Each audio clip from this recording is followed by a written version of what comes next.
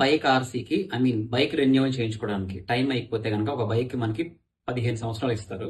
15 సంవత్సరాలు దాటిన తర్వాత మనకి మళ్ళీ ఎన్ని సంవత్సరాలు ఇస్తారు? దాని ప్రాసెస్ ఏంటి? ఎన్ని రోజులు పడుతుంది? సో, అది నేను మీకు క్లియర్‌గా చెప్తాను. ఎందుకంటే నాకైతే చాలా రోజులు పట్టింది. నాకు ఆల్‌మోస్ట్ 1 మంత్ పట్టింది. సో, అది అందరికి అంత పట్టదు. నాకెందుకు పట్టిందో మీకు ప్రాసెస్ చెప్తాను.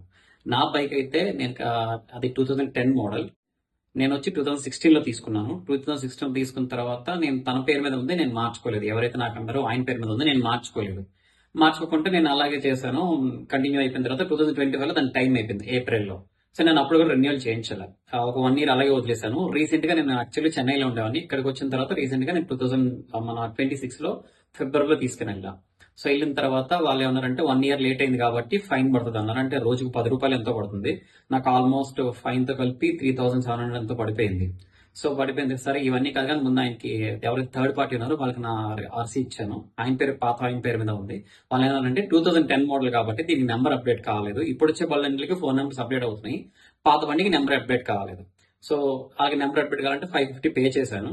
ఆర్‌సీ ఎవరి పేరు మీద ఉందో వాళ్ళ నెంబరే ఫస్ట్ అప్డేట్ చేయాలి. ఇది మొత్తం ప్రాసెస్ అంతా అయిపోయిన తర్వాత బైక్ రెన్యువల్ అయిన తర్వాత అప్పుడు నా పేరు మీద మార్చుకోవచ్చు. సో, ఫస్ట్ అది మనం రెన్యువల్ చేయాలి కాబట్టి మనం నెంబర్ అప్డేట్ చేసాము. అప్డేట్ చేయడానికి వాళ్ళకి 550 పే చేస్తే వాళ్ళు నెంబర్ అప్డేట్ చేస్తున్నారు. మెసేజ్ అదే నెంబర్కి వస్తుందని చెప్పారు. సో, మేము వెయిట్ చేసాం. ఆల్మోస్ట్ ఒక 5 డేస్ వెయిట్ చేసిన తర్వాత నేను వెళ్ళి ఇంకా నెంబర్ అప్డేట్ అవ్వలేదు అని అడిగితే ఇంకా అవ్వలేదు బాబు. దీని మీద కేసు ఏదో ఉందని చెప్పారు. సో, కేసు ఏదో ఉందంటే సరే కేసు కట్టేశాను. ఇంకో 2 డేస్ వెయిట్ చేశా. అది అయిపోయిన తర్వాత మళ్ళీ వెళ్తే ఇంకా అవ్వలేదు. ఎందుకు అవ్వలేదంటే ఇన్సూరెన్స్ చేయాలని చెప్పారు. సో, నేను మళ్ళీ ఇన్సూరెన్స్ చేయడానికి డబ్బులు ఒక 1700 ఎంతో పే చేశా. పే చేసిన ఒక 5 డేస్‌కో ఎన్ని రోజులకో అప్పుడు నేను వెళ్ళిన తర్వాత అడిగితే ఇంకా అవ్వలేదు అని చెప్పారు. మళ్ళీ ఒక 2 డేస్ వెయిట్ చేసిన తర్వాత అప్పుడు నెంబర్ మెసేజ్ వచ్చింది. మెసేజ్ వస్తే నేను తన దగ్గరికి వెళ్ళా. మళ్ళీ వెళ్ళి మేడం ఇంకేంటి ప్రాసెస్ అంటే మీరు ఇప్పుడు అర్జెంట్‌గా గ్రీన్ టాక్స్ కట్టాలండి అన్నారు. సో, మనం ఎప్పుడో బైక్ కొన్నప్పుడు అదన్నీ పే చేస్తాం. ఇప్పుడు మళ్ళీ టైం అయిపోయింది కాబట్టి మనం గ్రీన్ టాక్స్ కట్టాలంటే నేను రూ. 2050 పెట్టి గ్రీన్ టాక్స్ పే చేశాను. పే చేసిన తర్వాత మనకి స్లిప్ వెంటనే రిసిప్ట్ రాలేదు. అందరికీ వస్తది. బట్ నా బ్యాడ్ లక్ నాకు వెంటనే రాలేదు. నాకేదో మెసేజ్ చూపించింది. వాళ్ళన్నారు బాబు ఈ మెసేజ్ వస్తే 2 డేస్ పడుతుంది మనకు బిల్ రావడానికి అని చెప్తే నేను అప్ టు 1 డే వెయిట్ చేస్తే నెక్స్ట్ రోజు జనరేట్ అయింది బిల్లు. సో, వెంటనే నేను వాళ్ళకి ఫోన్ చేస్తే వాళ్ళు ఏం చేశారంటే వెంటనే అప్లై చేశారు. అప్లై చేస్తే ఇక్కడ మెయిన్ ప్రాబ్లం ఏమైందంటే వీళ్ళు కేవైసీ ఏదో చేయాలని చెప్పారు. దానికి ఆర్‌సీలోని అడ్రస్, ఆధార్ కార్డులో ఉన్న అడ్రస్, పేరన్నీ కరెక్ట్ గా మ్యాచ్ అవ్వాలంట. అది మ్యాచ్ అవ్వలేదు. పాత ఎవరి పేరు మీద ఉందో అది మ్యాచ్ అవ్వలేదు. మ్యాచ్ అవ్వకపోతే నేను డైరెక్ట్ గా నెక్స్ట్ డేనే ఆయన దగ్గరికి ఎక్కడికి మన ఆర్‌టీఓ ఆఫీస్‌కి వెళ్ళిపోయాను. అక్కడికి వెళ్తే వాళ్ళు ఒక 1 అవర్ 2 అవర్స్ అటు ఇటు తిప్పిన తర్వాత వాళ్ళే చేసేసారు.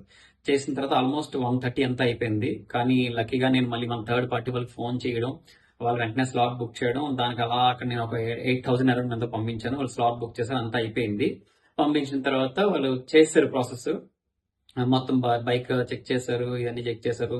మర్చిపోయాను సారీ. ఇందులో పొల్యూషన్ కూడా మనం చేయించాలి. సో, పొల్యూషన్ కూడా చేయించాము. అన్నీ అయిపోయిన తర్వాత వాళ్ళ ఆర్‌సీ బుక్కులు ఫోటోస్ తీసుకొని మనకు పంపించేశారు. ఒక 3, 4 డేస్ లో నాకు మొత్తం ఆర్‌సీ రెన్యూవల్ అయిపోయినట్టుగా వచ్చేసింది. సో, అమ్మయ్య ఇదంతా ఈ ప్రాసెస్ అంతా పట్టడానికి నాకు ఆల్మోస్ట్ 1 మంత్ పట్టింది. ఇదని అదని చేసిన తర్వాత ఆర్‌సీ అయిపోయింది. అయిపోయింది. ఇప్పుడు నా పేరు మీద మార్చుకోవాలి. సో, దానికోసం నేను తంబేశాను. తను తంబేశాడు. కానీ అది నా పేరు మీద మారలేదు. ఏమంటే బాబు ఇది మీరు ఫైనాన్స్ మీద తీసుకున్నారు కదా! మీరు ఎప్పుడైతే ఫైనాన్స్ క్లియర్ చేశారో దాన్ని మీ పేరు మీద మార్చుకోలేదు. ఇది ఇంకా ఫైనాన్స్ కార్డ్ మీద వాళ్ళ పేరే చూపిస్తుంది. రెన్యువల్ అయిన తర్వాత కూడా ఫైనాన్షియల్ పేరు ఆ కార్డు మీద వచ్చింది. సో, దీనికోసం నేను మళ్ళీ రిటర్న్ ఎవరైతే ఫైనాన్స్ చేయించారో వాళ్ళ దగ్గరికి వెళ్ళాము. ఇది ఎప్పుడో 2010లో చేయించిన ఫైనాన్స్ 2014లో క్లియర్ చేశారు. సో, క్లియర్ చేసినప్పుడు వీళ్ళు ఏదైతే ఓల్డ్ కార్డు ఉందో దాని మీద అలా మెయింటైన్ అయిపోతుంది తప్ప కొత్త కార్డు వీళ్ళు తీసుకోలేదు వీళ్ళ పేరు మీద. సో, కొత్త కార్డు తీసుకుంటే దాని మీద ఫైనాన్స్ పేరు రాదు. కానీ అదే కార్డు పాత కార్డే నాకు ఇచ్చారు. నేను అదే మెయింటైన్ చేశా. ఇప్పుడు వచ్చి వాళ్ళ దగ్గరికి వెళ్ళి వాళ్ళు తంబేమని అడిగాం. వాళ్ళు బాబు మీకు ఒక క్లియరెన్స్ లెటర్ అప్పుడు ఇచ్చామో తీసుకొని రండి అన్నారు. సో, తన దగ్గర నా దగ్గర లెటర్ ఎక్కడ ఉందో కూడా మాకు తెలియదు. ఇది ఎప్పుడో ఓల్డ్ 2016లో నేను తీసుకున్నప్పుడు అయినా తన లెటర్ ఇవ్వాల. సో, మళ్ళీ దానికి ఒక 2000 నేను ఎక్స్ట్రా పే చేసి డూప్లికేట్ లెటర్ తెప్పించుకుందామని చూస్తే ఇప్పుడు ఏమైందంటే ఇది పాత బండి. సో, పాత బండి వల్ల ఆన్లైన్ లో లేదంట. ఇప్పుడు దానికి మళ్ళీ వీళ్ళు ఆర్టీఐకి మెయిల్ పెట్టిన తర్వాత వీళ్ళు తంబేయడం జరిగింది. సో, ఈ ప్రాసెస్ అంతటికి నాకు ఎన్ని రోజులు పట్టిందంటే ఒక 10 డేస్ పట్టింది. సో, దానికి ఒక 1 మంత్ పట్టింది రెన్యువల్ కి. ఇది ఒక 10 డేస్. ఓవరాల్ నాకు 1 మంత్ 10 డేస్ 1.5 మంత్ పట్టింది. సో, మనం ఒక బండి ఆర్‌సీ బైక్ రెన్యువల్ చేయించుకోవాలంటే ఏమేమి ఉండాలి? ఫస్ట్ దాని మీద కేసులు ఉన్నాయా లేదా? ఫోన్ నెంబర్ అప్డేట్ అయిందా లేదా? ఇన్సూరెన్స్ ఉందా లేదా? పొల్యూషన్ ఉందా లేదా? Green tax. నెక్స్ట్ వచ్చి మనం లేట్ అయితే లేట్ ఫీజు. ఈ కేవైసీ ఇవన్నీ ఆల్మోస్ట్ నాకు ఓవరాల్ 18,000 అయింది third party చేయించుకున్నప్పుడు.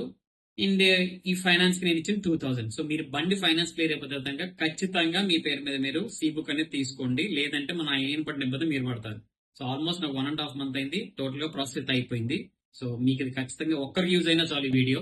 So thank you very much.